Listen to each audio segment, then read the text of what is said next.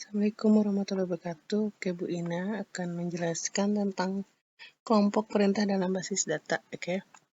Nah, sebelumnya kemarin kita belajar tentang diagram konteks atau diagram nol. Nah, sekarang kita untuk materi baru mengenai beberapa perintah dalam basis data dengan menggunakan bahasa pemrograman MySQL. Nah, kita lihat dulu ya. Modul ini digunakan untuk mengenal bahasa query ya yang digunakan dalam mengolah basis data, yakni SQL. SQL atau singkatan dari Structure Query Language adalah suatu bahasa language yang digunakan mengakses data dalam sebuah database relasional. SQL sering juga disebut dengan istilah query. Oke. Sejarah SQL awalnya lahirnya bahasa SQL pada bulan Juni tahun 1970 di mana Johnny Oracle yang merupakan seorang peneliti dari perusahaan IBM. Ya, namun penamaan SQL awalnya disebut SQL ya dalam bahasa standar. Nah, karena bermasalah dengan hukum sehingga diubah menjadi SQL. Nah, itu ya sejarah pendek dari MySQL. Okay. Nah, jenis perintah SQL terdapat ada 4 sub ya yang harus kita pelajari. Yang pertama DDL atau Data Definition Language, yang kedua DML, Data Manipulation Language, terus ada DCL, Data Control Language, dan juga TCL atau Transaction Control Language. Nah, ini keempat ini kita akan pelajari. Yang pertama kita akan belajar tentang Data Definition Language ya. Nah, tapi sebelum ke sana kita ke MySQL-nya sendiri. MySQL adalah suatu perangkat lunak database relasi ya atau Relational Database Management System atau RDBMS seperti halnya. Nah, selain dari MySQL ada Oracle, ada PostgreSQL, MS SQL. Nah, ya, jadi selain MySQL ya dan sebagainya, jadi masih banyak.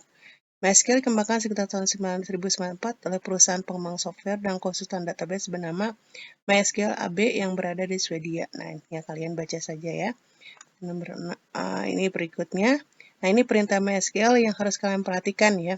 Yang pertama, setiap perintah harus diakhiri dengan tanda titik koma ya, kecuali untuk perintah tertentu misalnya quit. Kalau quit itu gini. Nah, sama saja sih harus ada titik koma ya. Justru yang tidak perlu itu yang pembukaan gitu. Kalau pembukaan itu kan MySQL minus U root. Nah, itu tidak pakai titik koma. Sorry, root. Nah, justru tidak pakai koma ya. Jadi terakhirnya. Jadi setiap perintah dari SQL itu harus diakhiri dengan titik koma ya, kecuali ada perintah tertentu yang tidak harus. Setiap perintah akan disimpan dalam buffer atau memori sementara. Ya, betul. Jadi gini, jadi kalau perintah di SQL itu codingnya itu tidak disimpan memori dalam sementara gitu. Jadi tidak, kalau ketutup ya sudah gitu. Kalau di X itu di close gitu ya aplikasinya ya sudah, dia hilang gitu. Jadi harus disimpan dulu dengan benar ya. Perintah dalam MySQL merupakan perintah khusus dari perintah dapat berupa perintah SQL atau perintah khusus di MySQL ya. Perintah-perintah lingkungan MySQL tidak menerapkan aturan case sensitif tetapi case sensitif, yaitu perintah bisa ditulis dalam huruf besar ataupun huruf kecil. Betul. Jadi dalam SQL itu boleh tulisannya besar semua ataupun hurufnya kecil semua. Yang penting kalian ingat saja penulisannya gitu ya. Aturan case sensitive ditetapkan pada penamaan objek-objek dalam database seperti nama database atau nama tabel, namun aturannya berlaku di Linux ya. Sebenarnya tidak masalah mau besar atau kecil, asalkan kalian ingat saja penulisannya, karena kalau tidak sama, nah itu akan jadi error. Oke. Nah, caranya untuk mengaktifkan SQL, yang pertama start dulu, lalu stop. Nah, di sini ya, ininya nih, di start dulu, diklik start. Di aplikasi XAMPP-nya ya. Dua-duanya ya, Apache sama MySQL ini tinggal diklik nanti start. Nah, kalau sudah nanti klik Apache dan MySQL. Nanti di sini ya klik Apache dan MySQL-nya. Oke. Nah, nanti muncul seperti ini. Nah, ini ya. Muncul seperti ini. Nanti di sini kita membuat coding SQL-nya di sini. Ya. Cara masuknya ini. Cara masuk aplikasi simpelnya yaitu pertama klik dulu tombol Apache MySQL supaya aktif. Kemudian klik cell yang gambar hitam mirip kayak gini ya. Kayak gini mirip. Terus ketikkan MySQL minus U root. Jadi untuk masuk ke sini kalian ketikkan ini ya. Nah, SQL minus U root ya tanpa titik koma. Oke, kalau sudah tinggal di enter, nanti di situ tinggal di enter. Nanti kalau jawaban yang betul tuh kayak gini ya. Ada tulisan type help or garis miring H for help atau type C to clear the buffer. Ini hard disk drive-nya ya. Oke, nah 9. Nah, sekarang kita tipe datanya dulu biar hafal untuk penulisan nanti SQL-nya.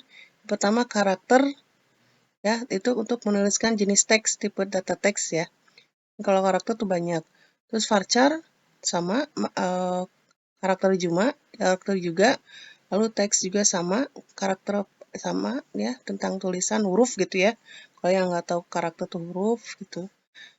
Nah, bilangan ada tiny int atau integer bilangannya 1 byte, small int bilangannya 2 byte, int itu integer ya untuk angka, ada bagian ada float dan double gitu ya untuk bilangan pecahan, desimal, nah kalau untuk bilangan pecahan juga sama.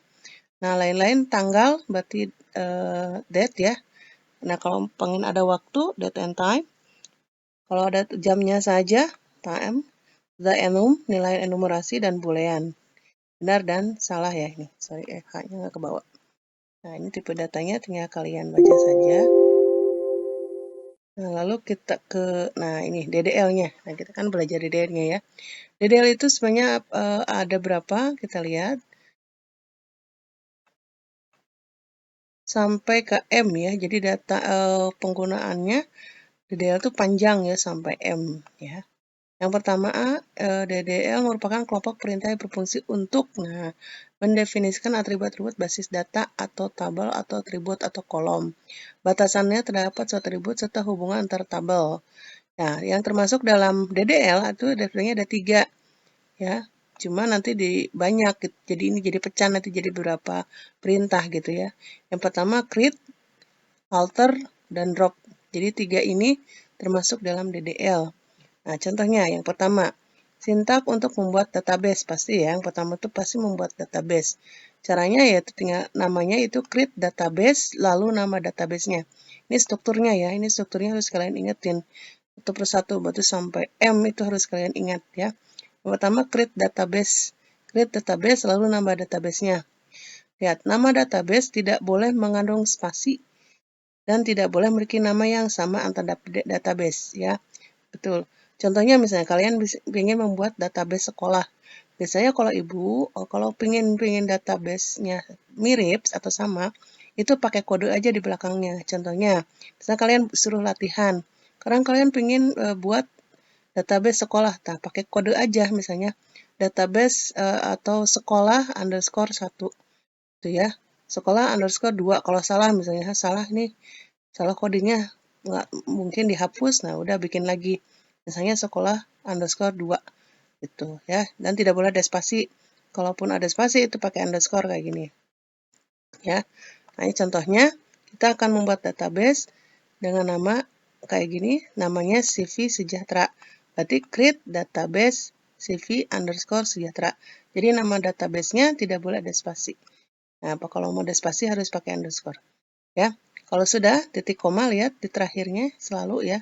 Jadi kan sudah dibilangin dari awal.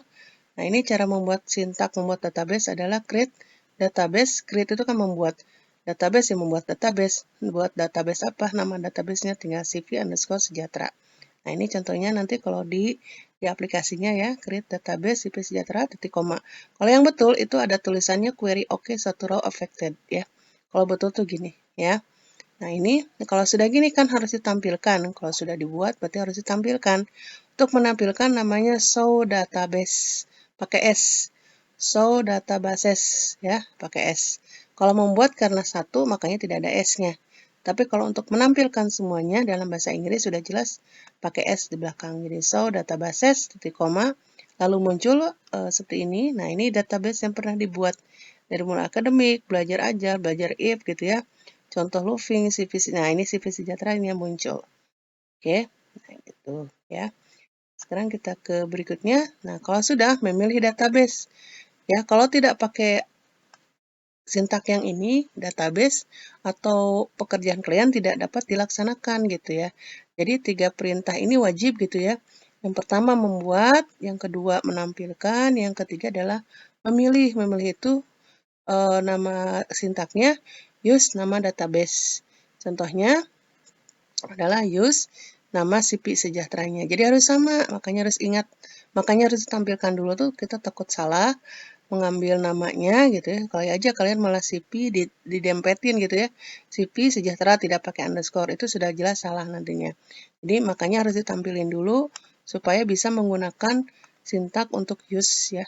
Nah, ini use-nya harus sama penulisannya dari awal sampai akhir.